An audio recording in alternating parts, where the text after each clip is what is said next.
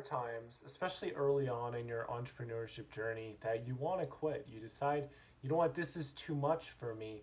The skills are too, there's just too much of a learning curve for me to stick with this. And I kind of had this moment yesterday just with doing the internship and all these other thoughts on my mind. It was like, I am just falling behind, and knowing I wouldn't be able to put out a podcast episode really hurt me, and I apologize for that. But it did kind of spur on the topic for today's episode, which is all about learning, and so that it's all about three really powerful things to keep in mind when you are about to quit something. So one is about the power of accountability partners. Two is about accountability to your past self, and three is accountability to your future self. As always, if the podcast is helpful for building your self care, helping you get that like entrepreneurship mindset for your life, and having a really good time in college or whatever it is you're doing, I would love to hear more about it. Let me know at Yield Today with Dallin Podcast on Instagram. I'd appreciate that. And with that all said, let's just jump right into it. So the very first story I wanted to share has to do with having an accountability partner. So when I first got into track back in high school, I did pretty okay at first. And then there was that in between area of track and basketball, well, between basketball and the summer. And during the summer, I ended up doing cross country. And cross country obviously is a lot more running than straight up track is, but I did it anyway. I think it was the very first race, or maybe the second race, I was running alongside one of my teammates, and we were just pushing really hard, and we were just going super hard. It was like a 2 mile run, and I'd run that before, obviously, but I was trying to run it in a pretty aggressive time, and I didn't know how fast my teammate was going to run it. I just made a promise to myself, and he kind of made a promise to me. We are going to stick with each other, and we're going to finish this together. And so with how that worked out, I was able to run my fastest 2 mile that I think I've ever ran. It was like a 12:12. Maybe it was like a 1.95, so it wasn't quite 2 miles, but it was amazing. And I was able to bring out truly this power that was deep within me that seemingly was untapped, of strength, resilience, mindset. And honestly, at one point it was just running, putting one foot in front of the other. And I think there was times where I was kind of setting the pace. There's times my teammate was kind of setting the pace.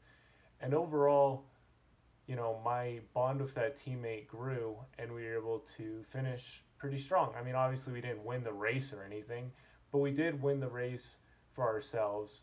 And I think this is super huge in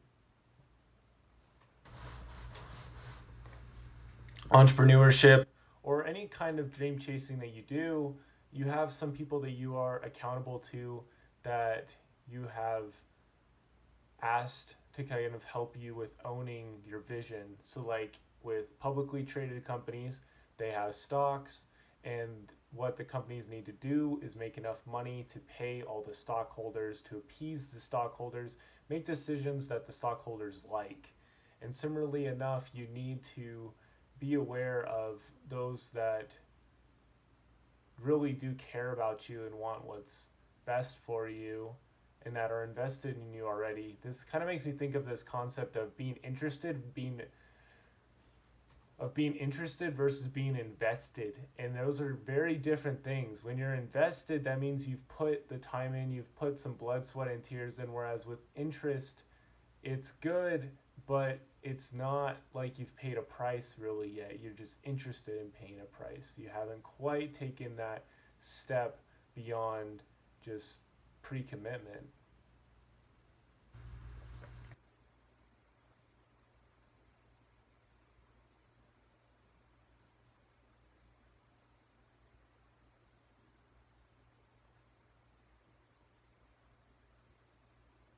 When you're interested in running a race, you have a pretty good idea of how it's going to be run.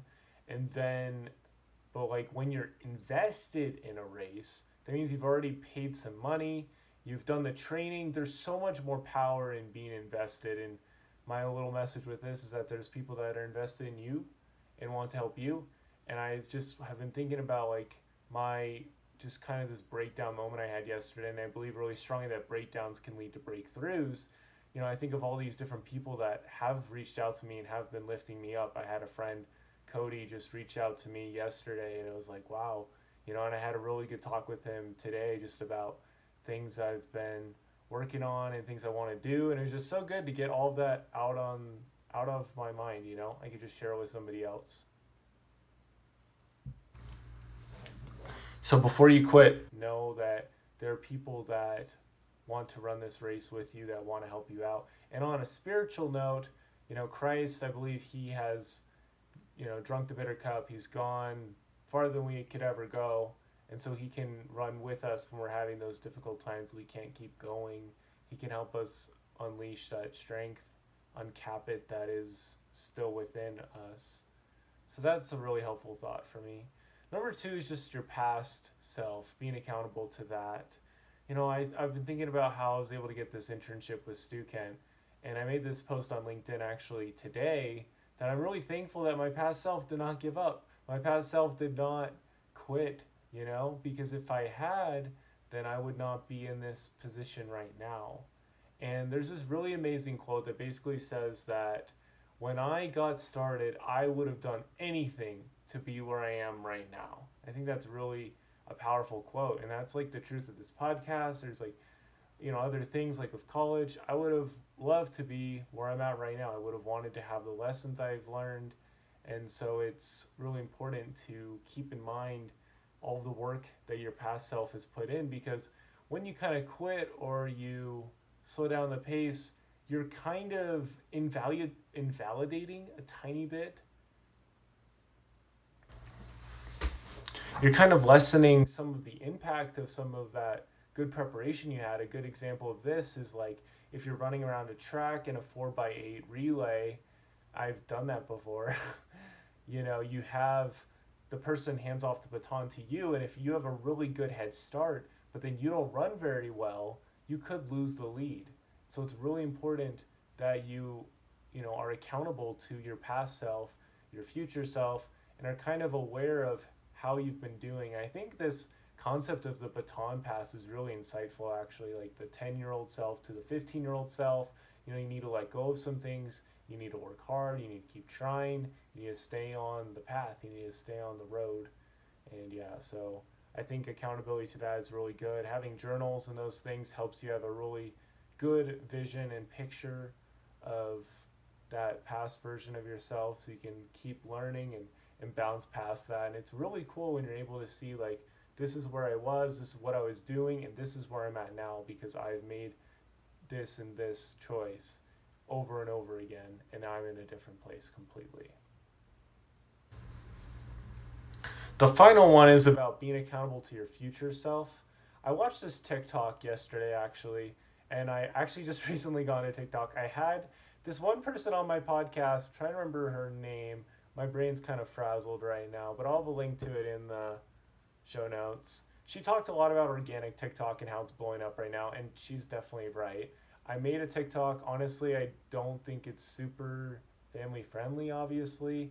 I had to, follow a bunch of like Christian accounts and some Stoicism accounts and stuff like that just to make sure I didn't get any crazy stuff, because the algorithms will give you what you feed them, and just by default they feed you complete garbage. So you have to teach them like, no, we don't eat garbage, because you eat garbage, you output garbage as well.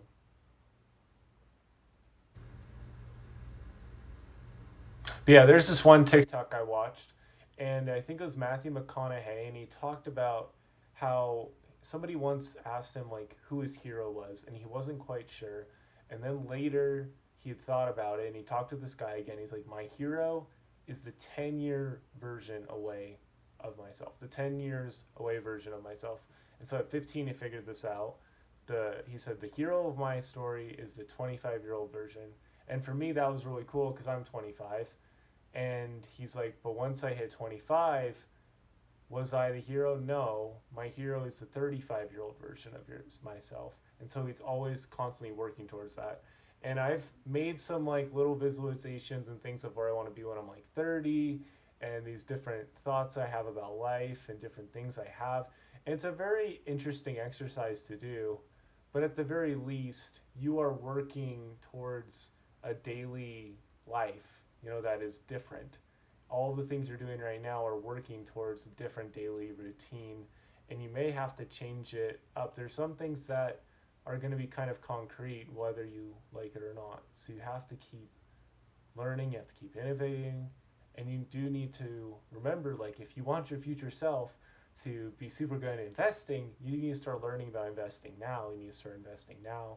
If you want to have a big podcast, it really helps if you get started early.